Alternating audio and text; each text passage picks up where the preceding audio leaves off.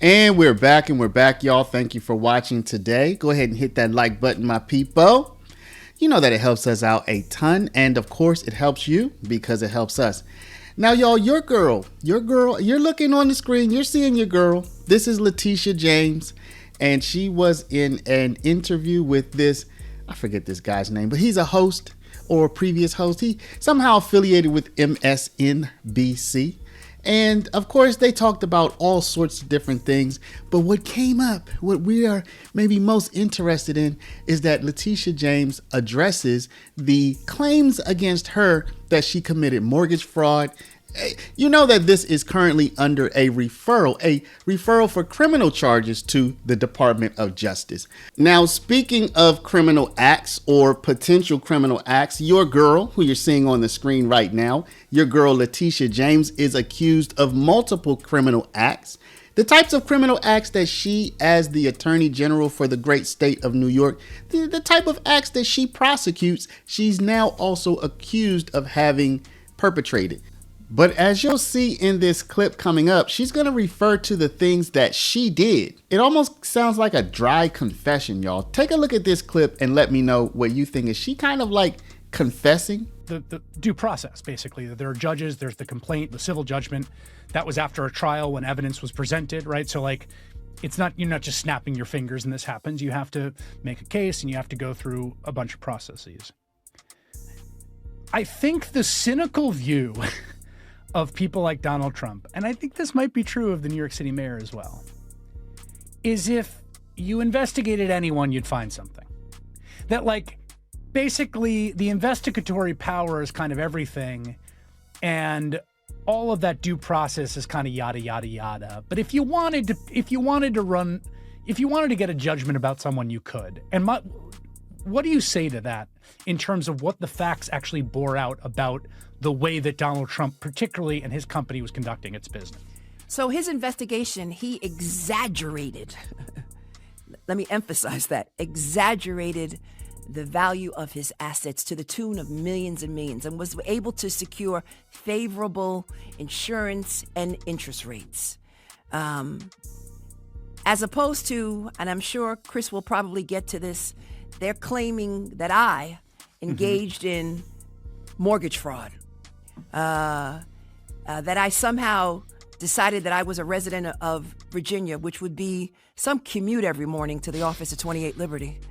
That somehow, I should be held to the same standard as Donald Trump, but somehow what I did was basically similar to what Donald Trump engaged in. And there's just no comparison. The allegations against me are totally baseless. And again, it was based on a 2-year investigation of his assets. And that judgment was issued by a Supreme Court justice. And there was an argument before the First Department Appellate Division, and we are awaiting a decision. I will respond to these baseless allegations at the appropriate time and in the appropriate way, but I am 100% confident that it will not result in any criminal indictment or action against me, and that it is nothing more than a revenge tour, and that Donald Trump just ultimately got to the J's, and I was next. The key allegation, again, it sounds like you don't want to address them here, but I'm just going to put it out so people understand that a property that was owned in Virginia, a mortgage that you signed, if I'm not mistaken, for that property, that they say you falsely represented yourself as a resident of Virginia, and that was essentially amounts to mortgage fraud since you're a resident of New York. What is your response to that? It's baseless. Everybody knows I'm a resident of New York, specifically Brooklyn. And again, we will respond at the appropriate time in the appropriate way to these baseless allegations. And some media outlets like the Daily News over the weekend has indicated as much. That's all you want to say? That's all that I'm going to say. So let me ask about some of these lawsuits. But before I get to the lawsuits, I want to stay on our city.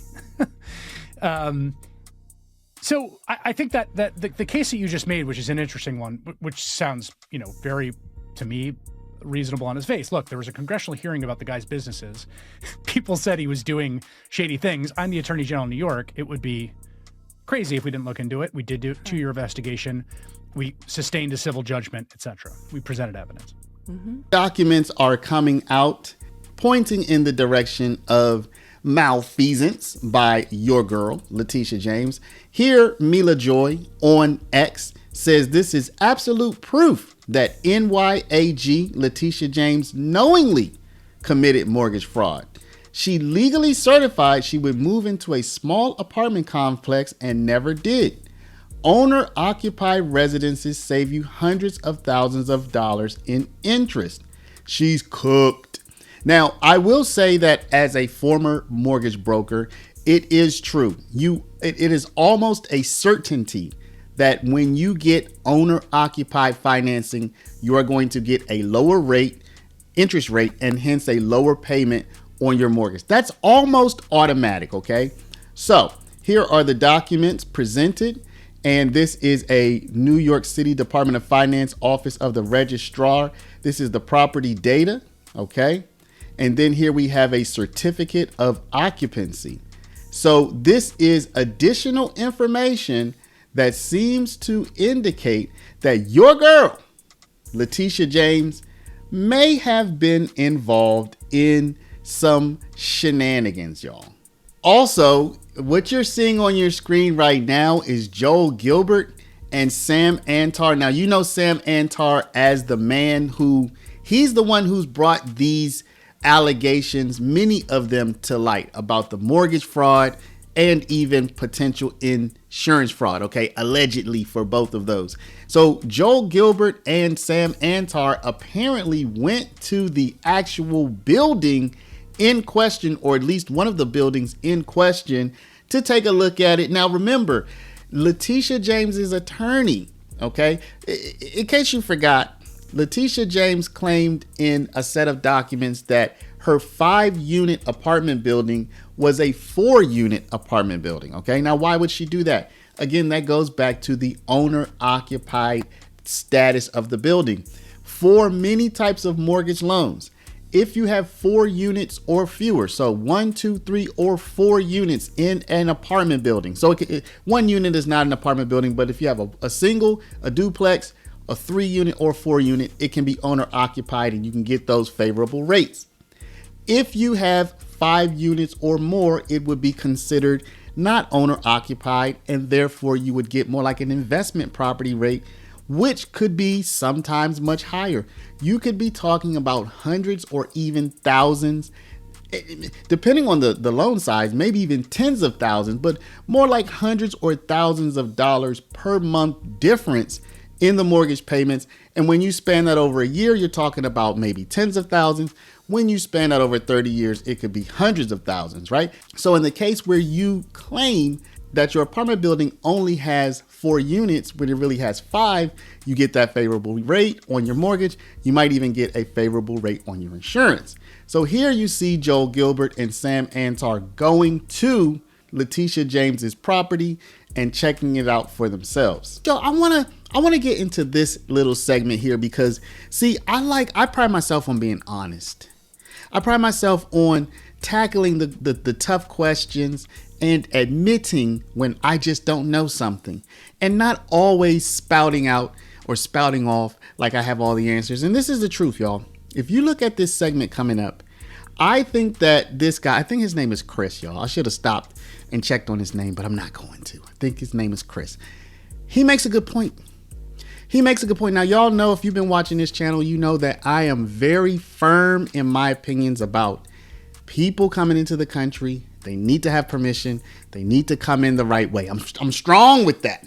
I never waver. I do not waver. But once they're here, and once you have communities of people, communities where people, large percentages or even smaller percentages, but you just have people who are not documented in these communities, it is totally true that these communities, out of fear, may not report crimes.